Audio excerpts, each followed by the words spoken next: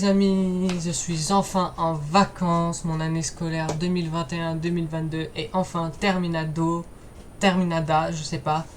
Donc les amis, vous savez très bien, cette année j'en ai peut-être parlé, je sais plus, mais j'ai passé le bac de français qui se sont déroulés pour l'épreuve écrite le 16 juin 2022 dernier et pour l'épreuve orale le 29 juin 2022 à 11h.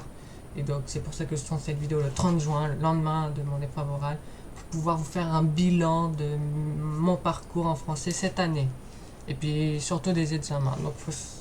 Donc ça va être une vidéo, en fait c'est une petite vidéo anecdote quoi. Un peu spéciale parce que ça parle du bac, mais c'est une vidéo anecdote. Je ferai sûrement pareil pour les épreuves de l'an prochain, parce que là il y aura beaucoup plus de choses à dire, vu que le programme du bac sera encore plus danse. Voilà quoi. Et je parle pas de la danse. Ah. Ouais, sur ce, j'ai pas envie de traîner 1000 ans.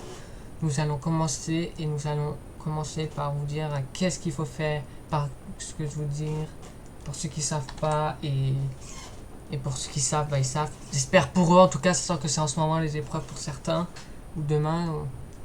Bref, j'espère pour ceux qui savent pas, qu'est-ce qu'il faudra faire dans le bac de français écrit et oral, car c'est pas totalement la même chose. Et après, j'irai vous faire un bilan pour comment ça s'est passé pour moi. L'épreuve de français, déjà, je vous le dis direct, pour moi, elle ne sert à rien. Je pense sérieusement que l'épreuve de français est juste là pour te stresser, parce que je vois pas à quoi ça sert de faire ce qu'on va faire. Donc pour l'épreuve écrite qui a toujours lieu avant l'épreuve orale, on va vous demander de faire un commentaire composé. Vous devrez trouver les figures de style et les interpréter, sauf que j'ai énormément du mal à le faire. Et un commentaire composé consiste en fait à avoir des axes et à piocher les idées un peu partout dans le texte sans qu'il y ait un ordre précis.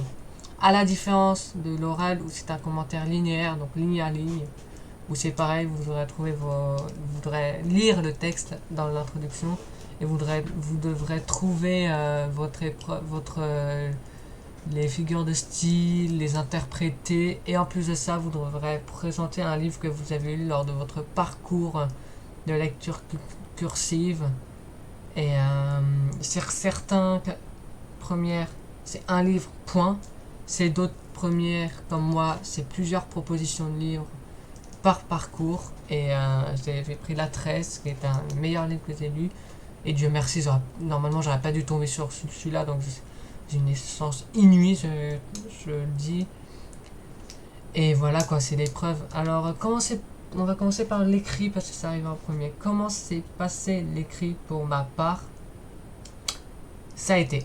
Honnêtement, ça a été. L'écrit, c'était un peu plus dur que l'oral, je trouve. Mais moins stressant. Paradoxe, je ne sais pas. Et je me suis donné l'objectif de 11 sur 20 pour l'écrit. Je pense que je l'ai atteint. Et mon écrit a très mal commencé parce que sur ma convocation du bac, il avait été marqué que je commençais l'épreuve de français à 14h. Et sur Pronote, le site que vous savez tout, il y avait marqué que l'épreuve commençait à 13h45. Alors moi, je me suis fié à la convocation. Du coup, ce que j'ai fait, c'est que je me suis rendu à 13h40, qui n'est pas une heure de retard et on m'a dit que j'étais en retard. J'ai une malédiction avec les examens. Je sais pas pourquoi, c'est le seul moment de l'année où je suis en retard. Mais le truc, c'est que pour moi, j'étais pas en retard, parce que sur la convocation, je me répète, mais j'ai jamais compris. Sur la convocation, il était marqué 13h40, 14h, et qu'on m'avait dit de nous rendre en avant, au moins 15 minutes en avance. C'est ce que j'ai approximativement fait. Ensuite, l'épreuve s'est plutôt bien passée dans l'ensemble. J'ai été un peu stressé sur le moment, mais c'est normal. Et puis j'écrivais ce que je voulais faire. J'ai fait mon commentaire, tout s'est bien passé. Et j'ai envie de dire, voilà quoi, c'est tout. Il n'y a que ça à dire sur l'écrit parce que l'écrit était plutôt rapide. L'oral, donc vendredi 24 juin, je suis parti faire un repérage pour voir où était mon lycée d'examen. Histoire que je sois pas pris au dépourvu le mercredi de jour J, ce que j'ai fait avec un ami, m'a même invité à dormir chez lui, mais ça, vous en foutez, clairement. Et du coup, j'ai cherché, j'ai vite trouvé au final. Parce qu'en fait, l'arrêt de bus me dépose devant le quasiment. Surtout au retour, je le prends, il est devant, mais à l'aller, c'est quasiment devant. Et donc, j'ai réussi à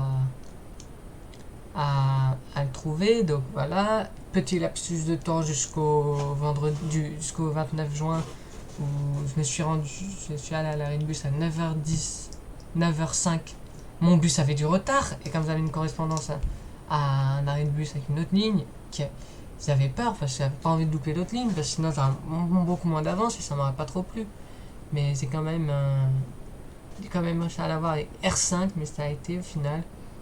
C'était assez dur de l'avoir à l'heure, mais en plus la rampe d'accès à bord a bugué, donc ça lui a mis encore plus de retard. Et du coup, ça a été vraiment éprouvant ce trajet. Je me suis dit, pourvu que j'arrive comme prévu, j'arrive à mon arrêt de correspondance, j'attends le bus, un autre bus qui est lui aussi un peu en retard, mais beaucoup moins, et j'ai l'impression qu'il a d'ailleurs rattrapé son retard. Et je me dis, c'est bon. Je me cogne la tête au bout d'un moment sur un siège, sur le haut où on met les porte-bagages du bus, d'Albatros. Et je me suis dit, c'est avec ça, ça veut pas dire que j'ai pas mon bac, mon oral de français, je sais pas ce que ça veut dire. Voilà, donc j'arrive là-bas, je commence à stresser le malade, je suis en mode, pourvu que je vais y arriver, en fait, là-bas, je stressais, j'étais avec des potes, ils m'ont rassuré, mais j'ai stressé trop, j'avais trop peur de mal faire, en fait, c'est ça le truc, j'avais peur de mal faire. J'ai oublié de vous dire, mais j'étais pas comme ça, c'était en costard, j'avais une chemise, pantalon de jean, quoi. Bon, je suis rendu de façon bien, quoi, j'ai envie de dire. Et donc, j'attends que le lycée nous accueille. Et là, il y a sûrement qui nous accueille. Je cherche ma salle, j'étais en B202. Il faut savoir que ce lycée, je l'aime pas. J'aime pas ce lycée parce que les couloirs, ce sont des trucs d'escargot, c'est tout petit.